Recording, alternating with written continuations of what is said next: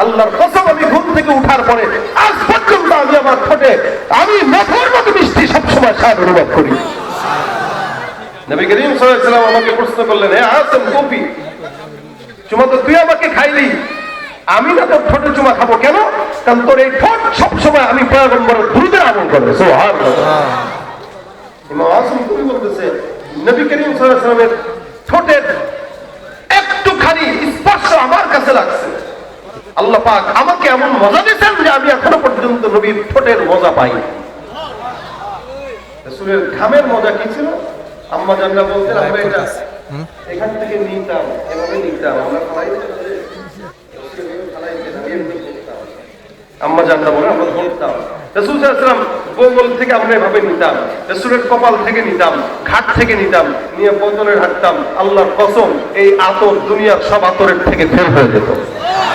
এটা আমরা গায়ে লাগাইতাম, এক একজন গায়ে লাগাইতাম, মাসের পরে মাস আমাদের শরীরে ঘাম থাকতো। সুবহানাল্লাহ। আপনি কোন নবীকে চিনেন? চিনেন যদি চিনতেন আপনি দাড়ি কামাইয়া রাসূলের কলিজায় আঘাত দিতে পারতেন না। আপনি চিনেন না বলে কলিজায় আঘাত দেন। সেলুনের সামনে যখন বসেন দাড়ি কাটতে, একটু বইরেন যে একটা দাড়ি কাটার কারণে একটা কলিজায় আঘাত দিচ্ছি, কতগুলো কোটি কোটি কলিজায় আঘাত নবীকে আমি দিয়েছি। একটু টুকে রেখেন, এতগুলো বছর জাহান্নামে যাওয়ার জন্য প্রস্তুত থাকেন আপনি। আপনার যদি এত বছর জাহান্নামে যাওয়ার প্রস্তুতি না থাকে, আল্লাহর ওয়াস্তে ভাই পায়ে ধরি, আর দাড়ি কাটেন। এটা ওয়াজিব তরক করার গুনাহ, ওয়াজিব তরক করার মারাত্মক গুনাহ। ওয়াজিব তরক হয়ে গেলে দম দেওয়া লাগে, ওয়াজিব তরক হলে কাফারা দেওয়া লাগে। আপনি কয়দিন কাফারা দিয়েছেন দাড়ি কাটার কারণে বলেন আমাকে? কিন্তু আমাদের দেশে হাজি সাহেব রওনা যায়, হজ করতে যায়, ওই নফল ছুটে গেছে তাও দম দেয়। তো যদি হজ না হয় আন্দোলনে দম দেয়। আর এখানে দাড়ি কাটা ওয়াজিব তরক করতে করতে সারা জিন্দেগি শেষ করে ফেললো, একটা দমের চিন্তাও করলো না। কিন্তু ওখানে যায় নফল সারা দাড়ি কাটলো, দম দেয়। এই কারণে ভাই, আপনি একটা করে দাড়ি কাটবেন আর একটা করে লিখে রাখবেন। দাড়ি যদি গোনা যায় গুনবেন যে আমার কতগুলো দাড়ি। যদি এখানে 10,000 দাড়ি হয়, তাহলে 10,000টা দাড়ি কাটার কারণে 10,000 বার বছরের কলিজা 3 মেরে দিচ্ছি আমি। আপনি নবীর রওজার সামনে জিয়ারত করার জন্য যাবেন সালাম দিতে, আল্লাহ নবী আপনার সালাম গ্রহণ করবে না। কেন করবে? আপনি মেহমানের কাছে যে মেহমান হয়ে মেজবানের কাছে যে মেজবানের কলিজায় তীর মারছেন, মেজবানের ঠেকা পড়ে নিয়ে আপনার সালাম দিবে। এই জন্য ভাইরা আমার, যুবকদেরকে বলতেছি, আপনি যদি মনে করেন দাড়ি কাটলে আপনাকে খারাপ লাগে না, সুন্দর লাগে, আর দাড়ি রাখলে খারাপ লাগে, একবার দাড়ি তো লম্বা করে রেখে দেখেন, একবার, বেশি না, একবার রাখার পর যদি আপনার ভালো না লাগে আপনি কেটে ফেলবেন। কিন্তু একবার রেখে দেখেন এত পর্যন্ত যে আপনার চেহারায় কি নূর আসছে নাকি আসে নাকি। আপনি দেখবেন আপনার এত বছরের চেহারা আর বর্তমান চেহারা আসমান জমিন পার্থক্য হয়ে গেছে।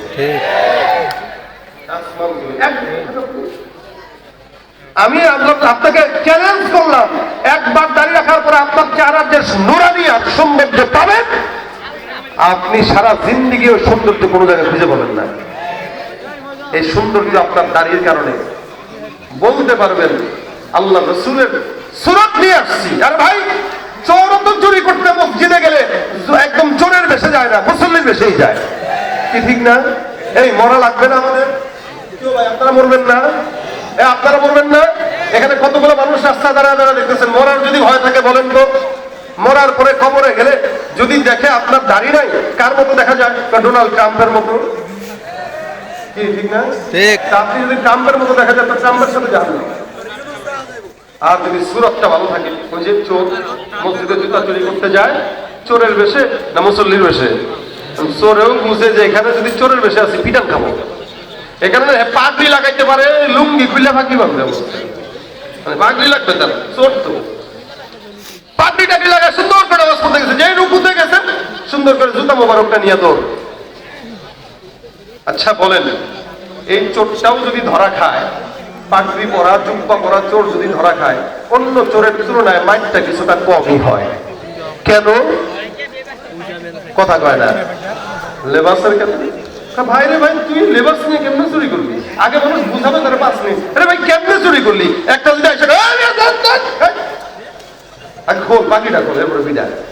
কথা কয় না, আগে জামাটা খোল, পাগড়ি খোল, জুব্বা খোল, এটা চোরের বেশে নে, এরপরে পিটাই দিয়ে ক্লাস আসবে। কি ঠিক না? ইখলাসের সাথে পিটাবে। কিন্তু যেই টুপি আর দাড়ি রেখে দিছে অথবা যে পাগড়ি রাখেছে, এই পাগড়ি দিয়ে তো পিটানো যায় না। পিটাবে কিন্তু কম পিটাবে। আরে আপনি যদি সুরতটাও নেন, তেরে মাহবুব কি আরব শবাহত লেকে আয়া হো, তেরে মাহবুব কি আরব, तेरे महबूब की अरब शबाहत लेके आया हो, हकीकत उसके तू कर दे, मैं तू सूरत लेके आया हो, न अजमत लेके आया हो, न शौकत लेके आया हो, न अजमत लेके आया हो, न शौकत लेके आया हो, मोहब्बत लेके आया हो, मोहब्बत लेके आया हो।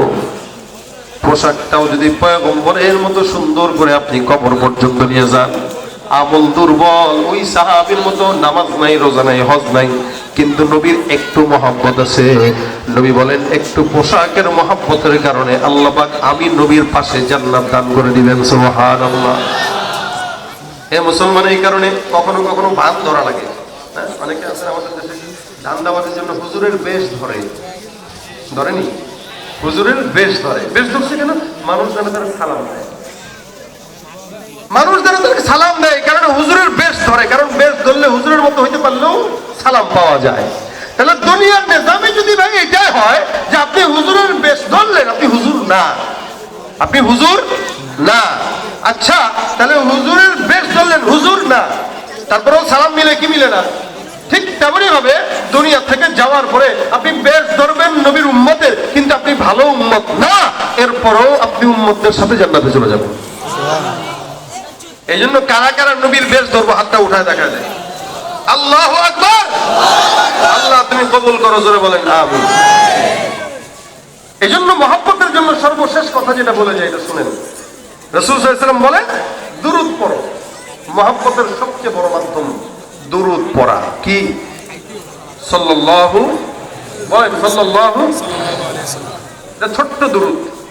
যখন মনে হয় দোকানে বসে আছেন, ব্যবসায় বসে আছেন, কোথাও যাচ্ছেন, রিক্সা চালাইতেছেন, অটো চালাইতেছেন, ভ্যান চালাইতেছেন, যখন সুযোগ হয় সাল্লাল্লাহু আলাইহি ওয়াসাল্লাম বলেন।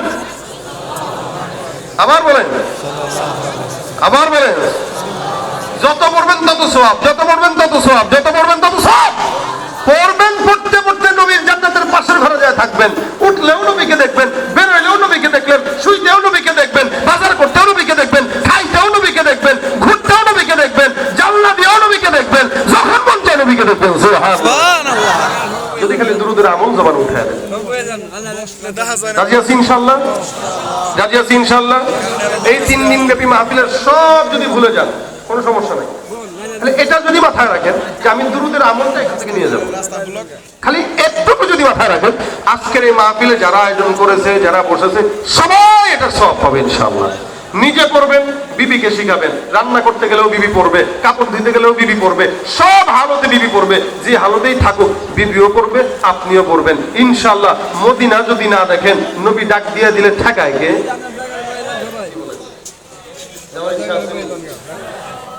ব্যাংক কিনবেন, ব্যাংক কিনে 10 টাকা, 500 টাকা, 20 টাকা, 100 টাকা রাখবেন। ফকিন্নির ঘরের ফকিন্নিরা টাকা খরচ করে রিসোর্টে যায়, টাকা খরচ করে কক্সবাজার যায়, টাকা খরচ করে ঘুরে, কিন্তু মদিনা দেখতে পারে না। টাকা নাই, ওর টাকা লাগে না কি? ওটা ইচ্ছা করো, নিয়ত করো, নিবেন তো আল্লাহ, নিবেন তো আল্লাহ। ব্যাংক জমান, ব্যাংকে টাকা রাখেন, প্রতিদিনের ইনকাম থেকে 10 টাকা রাখেন মিয়া, 2 বছর পরে উমরার টাকা আল্লাহ পাক ব্যবস্থা করে দেন। এগুলো শিখা লাগে, এগুলো বোঝা লাগে। দিলে আসবে তো অন্তরে, দিলের ভিতরে থাকলেই না এগুলো মানুষ বুঝে। দিলে নাই বুঝবেন কেমনে? টাকা জমাইতে পারে বাড়ি করার জন্য, জায়গা কেনার জন্য টাকা জমায় ঠিকই, নবীর রওজা দেখার জন্য টাকা জমায় না। তো ওর কাছে বরকত থাকবে কি করে? কি করে বরকত থাকবে? বরকতের খাজানা তো মদিনায়, ওখান থেকে বরকত নিয়ে আসবে। আল্লাহ পাক আমাদের সকলকে তৌফিক দান করুক, দুরূদের আমল করার তৌফিক দান করুক, বলেন আমিন। এবং একটা শেষমেশ কথা, এ বাংলার জমিনে এ পর্যন্ত অনেক বেঈমানদেরকে আমরা দেখেছি। নবীর বিপক্ষে যদি কেউ এক বিন্দু পরিমাণ আঘাত দিয়ে কথা বলতে চায়, আল্লাহর কসম করে বলতেছি 100 বার মারা লাগলে 100 বার মরবো ইনশাআল্লাহ। জিহ্বার ভিতরে থাকতে দেব না ইনশাআল্লাহ। এই জিহ্বা পয়গম্বরের বিরুদ্ধে কথা বলবে, ওই জিহ্বা টান দিয়ে ছেড়ে দেওয়া হবে। নবীর সঙ্গে বেয়াদবি করলে কোনো আপোষ চলবে? বিশ্ব নবীর অপমানে যদি না কাঁদে তোমার নবীর দুশমন। নবীর প্রেমে জীবন দেবে কে আছো নওজোয়ান, তকবীর তুলে সিংহাসন হও তুমি আগুয়ান। তোমার বুকে ইমানের বল, জবানে আল কোরআন, ভয়ে কাঁপে কাপুর সব আর নরাধম শয়তান। জীবনের চেয়ে বুকে আছে বেশি নবীজির সম্মান, কেমনে তুমি থাকবে বসে হলে তার অপমান। তুমি সাচ্চা মুসলমান, ইমান তোমার দন, নবীর প্রেমে জাগ্রত তুমি নির্ভীক পালোয়ান। তুমি সাচ্চা মুসলমান, ইমান তোমার দন, নবীর প্রেমে জাগ্রত তুমি নির্ভীক পালোয়ান। শ্রেষ্ঠ নবীর ব্যঙ্গ করে পাপিষ্ঠ আর বদনসিব, আমরা তাদের ঘৃণা জানাই ধিকে ধিকে ধিকে শতধিক। জাতিসংঘের কাজে কি তবে দর্শক হয়ে থাকবে চুপ, সাম্প্রদায়িক সম্প্রীতি আর যাচ্ছে ভেঙে পাচ্ছে লোক। আজকে যারা কুলাঙ্গারের পক্ষপাতী করছে সব, তোমরা কেন ছাড় পাবে না, শক্ত ধরা পড়বে ঠিক। বয়কট হবে, ধিক্কৃত হবে, বিশ্ব জুড়ে নিন্দা করাবে। জাগলে মুসলমান, জাগলে মুসলমান, ইমান তোমার ধন, নবীর প্রেমে জাগ্রত তুমি নির্ভীক পালোয়ান। তুমি সাচ্চা মুসলমান, ইমান তোমার দন, নবীর প্রেমে জাগ্রত তুমি নির্ভীক পালোয়ান। তুমি সাচ্চা মুসলমান, ইমান তোমার ধন, নবীর প্রেমে জাগ্রত তুমি নির্ভীক পালোয়ান। লিল্লাহি তাকবীর। আসসালামু আলাইকুম ওয়া রাহমাতুল্লাহি ওয়া বারাকাতুহু।